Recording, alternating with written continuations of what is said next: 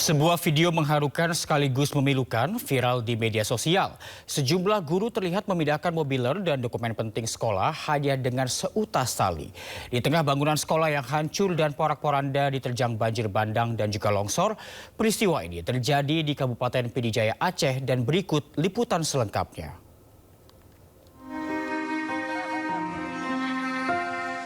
Bangunan Sekolah Islam Terpadu An-Nur di Kecamatan Meredu, Kabupaten Pidijaya Aceh, ambruk total dan tak lagi layak digunakan untuk kegiatan belajar mengajar.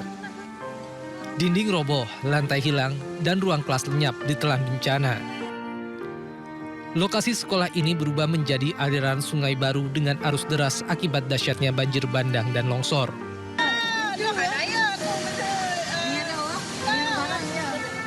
Dengan seutas tali yang diikatkan ke tiang bangunan yang tersisa, para guru memindahkan inventaris sekolah dan dokumen penting satu persatu dari bangunan yang sudah hancur akibat keterbatasan akses. Tak ada alat berat, tak ada jembatan, hanya keberanian, kepedulian, dan rasa tanggung jawab demi menyelamatkan dokumen masa depan para siswa.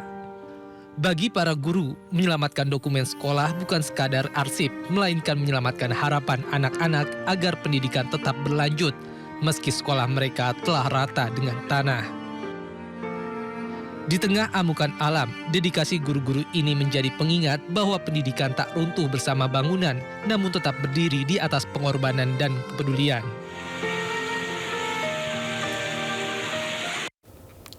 Puluhan anak korban banjir di Gayo Luwes, Aceh masih semangat belajar di tenda pengungsian. Bencana yang melanda tak menyurutkan mereka menimba ilmu dan meneruskan pendidikan yang tertunda. Sekolah kami hanyut, tak bisa sekolah lagi. Baju-baju semua hanyut.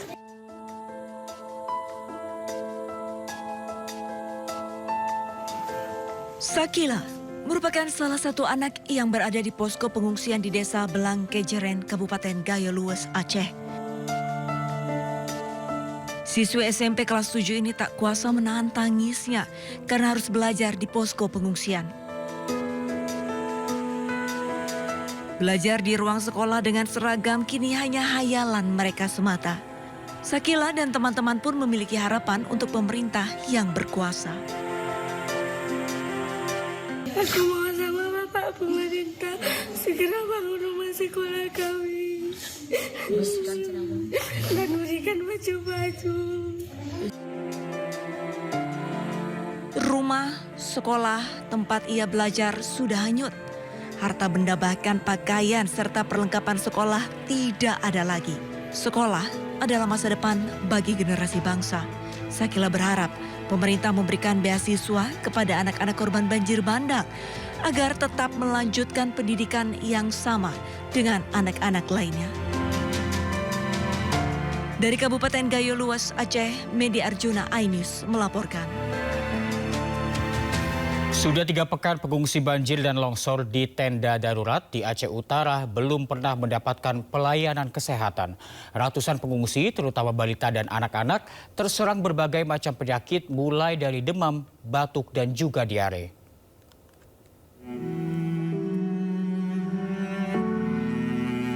Sebanyak 893 jiwa dari 397 kepala keluarga pengungsi Desa Bukit Linteng dari Dusun Pateng dan Dusun Tengoh, Kecamatan Langkahan, Kabupaten Aceh Utara, kini mulai terserang berbagai macam penyakit.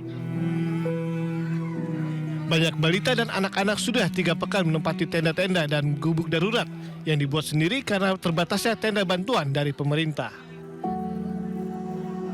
Sudah 3 pekan pula tidak ada posko kesehatan di lokasi pengungsian dan banyak warga yang belum pernah mendapatkan pelayanan kesehatan. Sejumlah relawan kesehatan dari Simpang Keramat, Aceh Utara tergerak untuk menolong pengungsi yang sakit. Balita dan anak-anak banyak terserang demam, batuk, dan diare. Sementara pengungsi dewasa selain demam juga hipertensi. Bahkan satu pengungsi terkena stroke dan hanya bisa terbaring di dalam tenda. Banyak kami temukan penyakit untuk anak-anak dengan batuk pileknya, demam, terus ada yang diare. Sedangkan untuk orang tuanya banyak yang hipertensi, termasuk tadi ada yang stroke, satu lagi juga. Baru kami periksa dengan darah yang tinggi. Seperti kelembu dan juga selimut dan kasur yang sangat dibutuhkan oleh masyarakat di sini lebih kurang karena masyarakat ini belum cukup tempat tidur. Yang akan tetapi semacam terpal ini ataupun tenda sudah memadai sebagaimana yang disampaikan oleh Bapak Gesi tadi, tapi belum cukup. Para pengungsi berharap pemerintah segera turun tangan untuk mengatasi krisis kesehatan sebelum adanya korban jiwa. Dari Aceh Utara Aceh, Armia Jamil, iNews melaporkan. Akses jalan utama Kabupaten Gayo Luwes menuju ke Aceh Tenggara sudah bisa dilalui oleh kendaraan. Meski demikian, pengendara harus ekstra hati-hati saat melintasi jalan karena tanah dan bebatuan masih terus berjatuhan.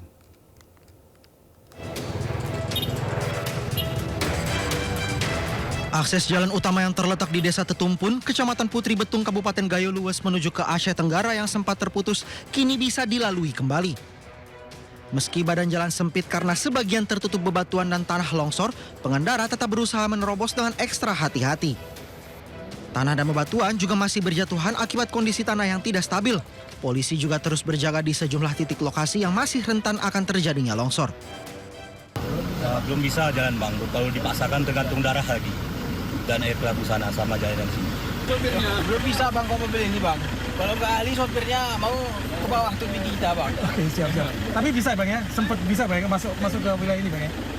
Bisa, cuman kalau mobil kosong bisa lah. Cuman kok muatan orang. Untuk kegiatan pembukaan jalan Aceh ini termasuk di Desa Penomon ini jalan amblas dan longsor, sehingga kami menempatkan personil untuk pengamanan sehingga mengamankan masyarakat dalam melewati lintasan jalan yang baru dibuka selama kurang lebih memasuki hari ke-24. Akses jalan utama Kabupaten Gayo Luwes menuju ke Aceh Tenggara sudah bisa dilalui oleh kendaraan. Akses darat yang juga sudah pulih di Aceh adalah jalur Takenggon Benar Meriah. Selain di Aceh, ada 4 akses darat yang sudah pulih di Sumatera Barat, antara lain Sikalau Lembah Melintang, Sawah Suduk Koto Hilalan, Solok Nagari Pinanggahan, dan Padang Mantuang Kayu Tanam. Dari Kabupaten Gayo Luwes Aceh, Medi Arjuna, iNews melaporkan. Pemirsa, ratusan relawan tenaga medis dari sejumlah daerah terbang ke Aceh untuk membantu warga terdampak bencana. Relawan diberangkatkan oleh Kementerian Kesehatan untuk menangani kesehatan warga hingga pemulihan trauma.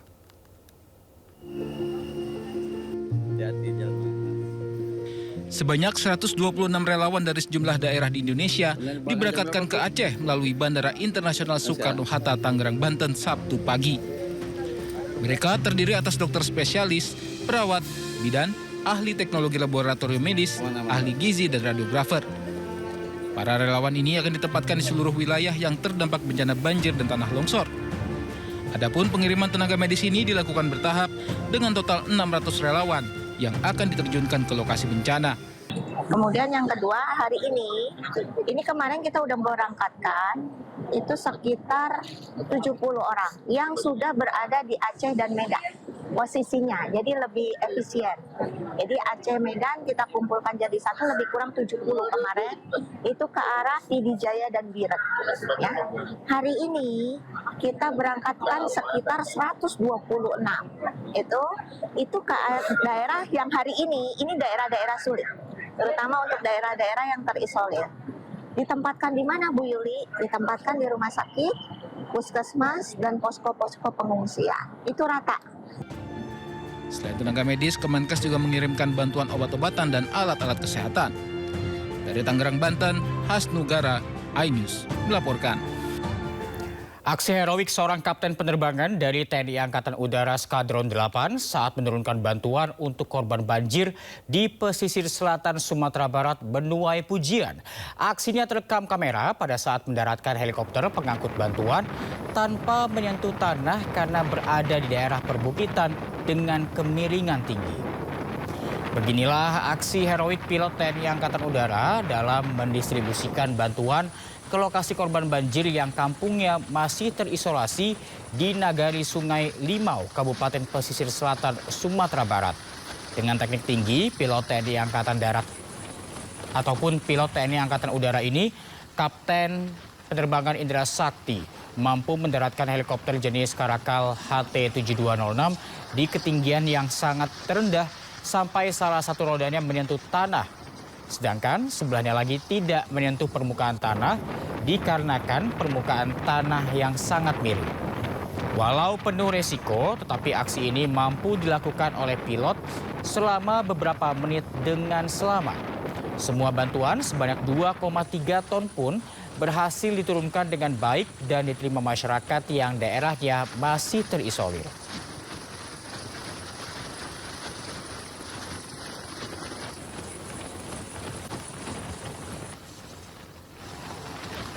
Belum mendapat izin dari pemilik lahan, pemerintah Kabupaten Tapanuli Selatan, Sumatera Utara hingga kini belum memasang tenda pengungsian untuk para korban banjir bandang di Kecamatan Batang Toru. Tenda dengan berbagai ukuran sebanyak 267 unit, pemberian Kementerian SDM tersebut masih tersimpan di gudang penyimpanan.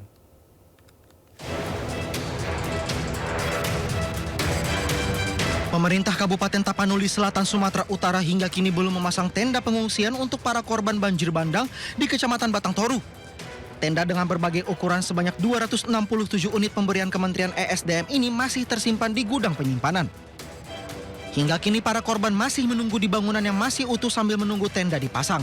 Bupati Tapanuli Selatan Gus Irawan Pasaribu mengaku tenda itu belum dapat disalurkan akibat belum adanya kesepakatan antara pemilik lahan dengan pemerintah.